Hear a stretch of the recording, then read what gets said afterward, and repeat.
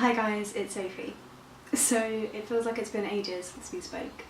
A lot's happened since we last spoke and I'm really happy to be back and to be able to film again and to be in a place where I can chat with you guys. I'm still not home. I'm staying with my mum for a while, so these are my stepdad's books behind me, but my mum has very kindly set me up in here so that I can film and chat to you guys. This is a very delayed July wrap up, but I kind of thought if I don't film it now, it's going to be next weekend and then I may as well just write it off, and I don't want to write any of them off, so yeah, without any further ado, this is my July wrap up. Also, with being here, I don't have any books to hold up, so I'm just going to put little images somewhere for you. So the first one I read was Panzram, A Journal of Murder, which is by Thomas E. Gaddis.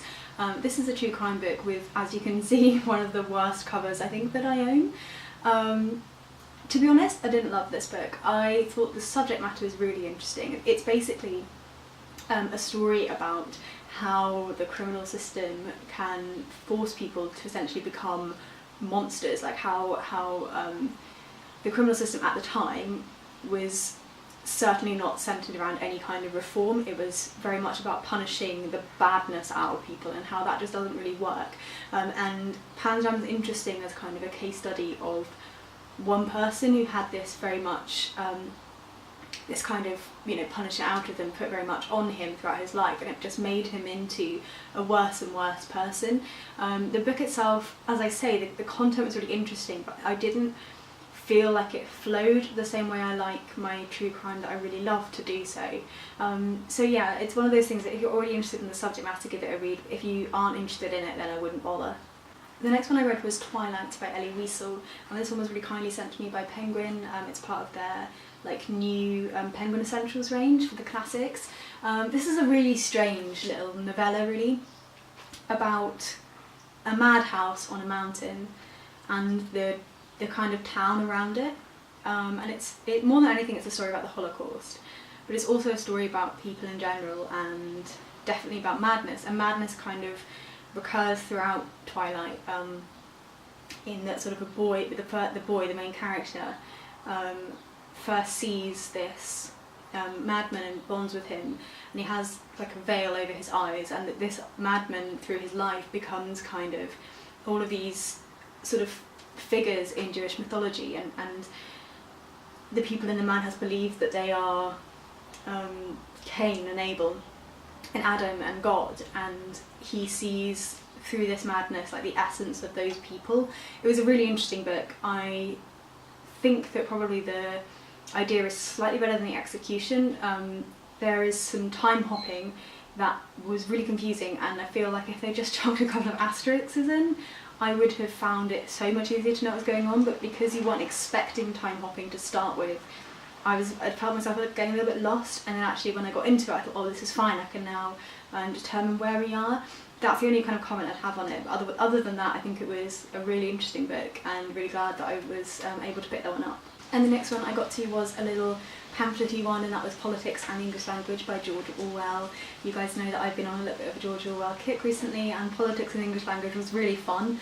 More than anything, it's kind of talking about how sloppy use of language can lead to sloppy politics, and it was just kind of an entertaining thing. Like I'm not sure that I agree with him, but there were elements of it that I thought were really striking, such as the fact that if you have a really eloquent writer, their writing is something that can be reread a long time sort of since it's been written with the same level of understanding as it had at the time, whereas poor writing shoves in lots of kind of set clauses of the day, almost cliches that people refer to, and just pads the writing, and it becomes almost that, I don't want to knock it, but almost that like scientific style in a weird way, where people are putting strange scientific words in there that don't really make sense given the context, to try and give it the sense that it's authentic in some way. So yeah, that was an interesting one. I'm really liking just, eating up all my essays every now and again. Yeah, and it was just nice to kind of think about how those two things interact, because it's not something I've ever really thought about on my own, I guess. The next one was a DNF, unfortunately, and that was 20 by Vatsal Surti. I sent this one for review, and it was kind of billed as like a slightly Murakami-esque prose poetry novel, and I tried reading it as a novel and I tried reading it as poetry, and I didn't think it was any good either, and it just felt, it felt like the kind of thing you write when you are like 16 and 17 and you really like someone and you're just trying to mimic a little bit. And to be honest, I think that's partly because it wasn't really novel and it wasn't really poetry, and it didn't really work. And I read, I think, the first 50 pages and I was like, it's just not, it's not for me, it's not going to get any better for me. So yeah, I DNF'd that one, I'm afraid.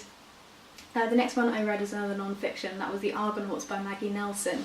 Now, I read this one when I essentially had a kind of fuck it moment and just chucked away on my TBR and just grabbed this one because I've been so looking forward to it, and I really liked it. It's talking about gender and sexuality and queer families and what a family is, and a lot about changes, and she's also talking about going through pregnancy at the same time that her partner is going through transition. And a lot about kind of what it's like being a queer family, what it's like to sometimes appear like heteronormative, essentially, and sometimes appear very much as a queer family. I just found it really interesting. It was a lot about like going through changes in yourself, and I think a lot of what she writes really resonates with me. It's something about her style that I just really love. So yeah, I really like The Argonauts. I know it's kind of had mixed reviews from other people. I think I really like her, and as I've said in my introduction to essays video that I'll try and link if I can remember, I think bonding with the essayist is a big part of essays. So yeah, I think that's mostly why I love that one. And the next one I read was Christodora by Tim Murphy, and I've been excited for this one for ages, and I just hadn't read it yet, and it was one of those things I was like, I know I'm going to love it, and I did. I thought it was really good. I was sent it for review by Picador, which was very sweet, and it's essentially a story of kind of 3 different people who are in some way affected with the AIDS epidemic in like the 70s, 80s, and how their lives are kind of connected. So we start, that one person is a prominent AIDS activist who's the oldest of the lot. The next 2 are really middle class, wealthy art family who are very kind of privileged, and the last individual is the boy that they adopt after his mother dies of complications due to AIDS. Now, I have watched a few films about AIDS and a few documentaries, so I felt as though my background knowledge on it was quite good. So it wasn't a novel that I was learning much about the subject matter, but I think it was well explored. I think it was sort of, I guess it was quite well put in terms of like the LGBT impact, and talking about how lesbians and bisexuals sort of played into that, and that it isn't just, it wasn't just gay men that were sort of campaigning and trying to be affected, and talking about how the Latino community was really affected as well, which I didn't know. Yeah, so it was really interesting, and I did like it. I think it was probably the first book I've read in a long time that I sat down and read and just disappeared into, and sometimes you just need that. So yeah, I'd recommend it if you're interested in the AIDS crisis and New York and multi-generational stories. The next one I read was a short story collection, and this one was Don't Try This at Home by Readman. And the collection was good, it was fine, but there was one story that I loved, and I don't know if I was reading it wrong or if that was how it was meant, but I kind of hope it's how I think it is. And basically there's this young girl whose mother works in a chip shop who sort of starts turning into Elvis, and I kind of had this as 2 different ways. Like, her body starts like doing little Elvis dances, and she's just really happy and just seems really like full of life. And I was reading it and I was thinking, like, she's essentially like she's feeling as though she wants to be male, and she's acting male, and that's what's making her so happy.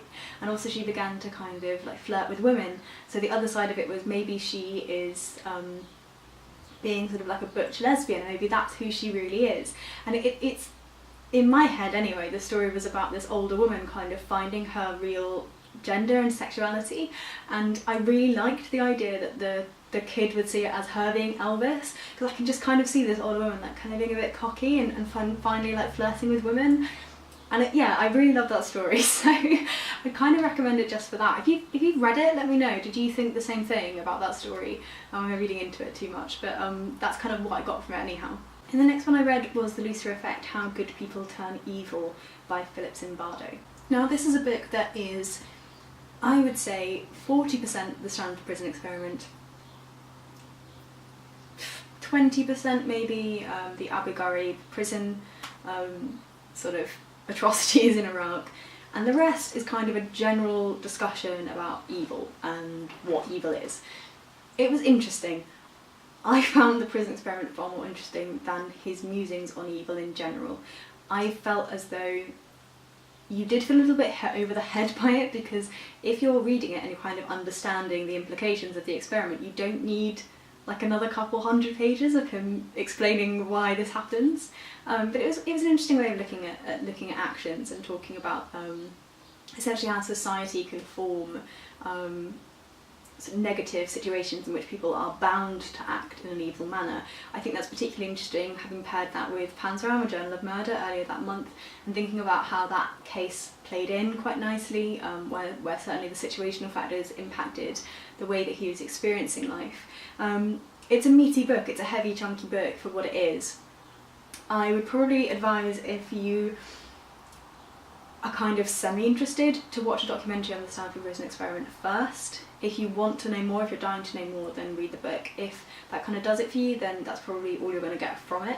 If it's just kind of that peering into a strange little world, that kind of famous experiment. But it was interesting to see it from the guy who'd done the experiment, seeing as, in my head, he was kind of a little bit of a monster, but really his role was fairly situational too, so that was interesting, I think, to kind of play with. Yeah, so the next one I read was another novel, and that one's Everything is Illuminated by Jonathan Safran Foer. And this was like another Holocaust story, and I think I had two Holocaust stories in one. I also think that Jonathan Safran Foer isn't for me. I don't gel with his writing. I've read two of his books now, and I can kind of see why other people like it, but it doesn't hit me. It feels very distant. And so I didn't really love it. I think the book itself is probably quite good, but I'm not his reader. And I think sometimes it's just accepting that and saying, I'm probably not going to enjoy what you write, and that's fine. It's essentially about a sort of youngish man, sort of late teens I think, and his grandfather, who are escorting the author, i.e. Jonathan Safran Foer, on this weird trip around the Ukraine to try and find who rescued his grandparents from the Nazis, and go into all these villages that kind of half exist, paired with this strange other novel that the author in the book is writing about the history of a village. It sounds a bit weird, it makes a bit more sense when you read it. But yeah, I just don't think I'm his reader, and I think that's fine. I think that's almost like quite a nice thing to know. So I probably won't be picking up anything else of his, at least for, I would have thought, 5 years or so, unless my kind of taste change. But for the time being, yeah, I'm not loving him. The next one I read was Beloved by Toni Morrison. Now this has been on my TBR for a while, and I'm really glad to have got through it and to have read it. I didn't like this one as much as I like The Bluest Eye. I love The Bluest Eye. That was one of my favourite books I read last year, I think. This had the same elements I liked in the realist sections, but this is a story of slavery, and it's also a story of loss and a ghost story. But I felt as though the ghost story, for me personally, detracted from the realism of the narrative, and it was irritating because I felt as though it lessened the blow. I don't know if maybe that's because it's easier to take in, if it doesn't sort of hit you quite so hard. But I found like The Bluest Eye like hit me in the chest with the feels, as it were, and I felt as though this semi-ghost story put a barrier up between me and the writing, and that kind of irritated me a little bit, and that's why I took so long to finish it. I did like it, it's an interesting device, and I think it's a good book. I like her realist stuff more than I like her playing around with the kind of magical elements, just for me personally, I think. The next one I read was Neon Soul, which is a collection of poetry and prose by Alexandra, Elle. I read this one very quickly in a day, I think, and it's poetry that's a little bit in the same theme as Milk and Honey by Rupi Kaur. If you like that, you'll probably like this. It's essentially about someone who has struggled with sort of horrible events in their past and with mental health issues, writing about like the hope that comes next and about learning how to love yourself. There's lots of drawings like there are in Milk and Honey, and they're very simplistic poems, very few words and very sparse. I quite liked it. I think I gave it 3 stars. I think one of the stars belongs to the fact that it is a story that keeps going after someone's explored their trauma, because I think often people are just interested in finding out about that trauma and that negative period, but not the healing that comes afterwards. So yeah, that kind of gives you an idea of what I thought of the poems. I didn't hate them, just they felt fairly safe for me. The next book was one that certainly didn't feel safe. I feel as though no punches were barred, which I loved. And it was Why I'm No Longer Talking to White People About Race, by Reni Eddo-Lodge. And I needed this book in my life. I'd wanted to buy it as soon as I'd seen it on Twitter. I thought it looked like a really interesting collection, and it's basically what it says on the tin. Like it's essays and discussions around race, around the kind of somewhat the role that white people have in race relations, and how lots of white people are very eager to be like, oh, it's nothing to do with me, I have no race, and how that is a systematic sort of issue. But what I loved about it the most was this is the first book that I have ever read that focused on the history of race relations in the UK. And I kind of knew in my head, I was like, this is weird, I'm always reading about the States, and it makes you feel like, oh, this must be much more of an issue in the States. That's not true. This book completely opened my eyes to that. She talks in the book as well about her experience being fairly similar, in that she'd not really read anything about the UK's experience of this and of slavery, and what the UK's role was in slavery, and how colonialism is just nicely brushed under a rug, and how as soon as she knew, she couldn't stop learning. And that's how I feel as well. And I feel like she has tapped me into this thing that I've always known has not quite been right. So yeah, really interesting book, well worth a read, definitely would recommend it. Probably of all the books I read in July, the one I'd recommend the most, I think. And the next one I have is another collection of essays, and this is Books versus Cigarettes by George Orwell. Lots of Orwell. This was nice. This was sort of essays surrounding literature just in general, about being a book reviewer, about being a bookseller, about being a book buyer, just kind of a really bookish little thing, and I just really liked it. It's just one of those things where you know you're going to like it because it's just all the little things in your wheelhouse, and I found it really interesting to think about the way that he was talking about book reviewers compared to the way that we review books here on BookTube, which is obviously very different to the sort of scrawling something out about a book you hate and sending it to a paper. We're just do it after, it's fine. But yeah, so that was fun. I gave it 4 stars, which I think, to be honest, I'm probably going to give most of Orwell's essay collections. They're really readable, and a really nice way just to pass an hour. Yeah, and they're just, I think they're I don't know what they're called. They're the Penguin Great Ideas series, but they're just nice. You kind of pop them in a pocket or a handbag, and then you've got something for if you have 5 minutes. And then the very last one that I read in July was kind of red. It's actually a collection of photography that I was really kindly sent for review, and this one is called I Fought the Law, and it's photographs by Olivia Locher. And this is a book that basically takes photos of strange laws or supposed laws for each of the states in the US, and it's just really interesting. I've shown it before in one of my hauls, and it's a shame I can't show you what's inside now, but things like don't consume perfume, and there's a woman downing a bottle of Chanel or something, and things like there's a $50 fine if you put a nail in a tree in Michigan or something. But the idea is it doesn't really matter whether the laws are true or not, whether they're fictitious, because people kind of believe them, and it becomes this weird urban legend that, oh no, you can't possibly put a nail in a tree in Michigan or whatever, which I quite like. And I like the idea that we don't just kind of put our behaviours to what the actual laws are, we put it to what we think the acceptable thing is. So I think it's quite interesting for that, and they're all quite jazzy photos, just nice bright colours and stuff. Yeah, so if you ever find that one lying around, it's quite an interesting coffee table book. But yeah, that is everything that I read in the month of July. There's a fair amount I read in July. There's going to be naff all in August because I've been in hospital again, so I can't really read when I'm ill, as you guys know. But hey ho, you'll have a couple of children's books and stuff in there. I hope you're all well.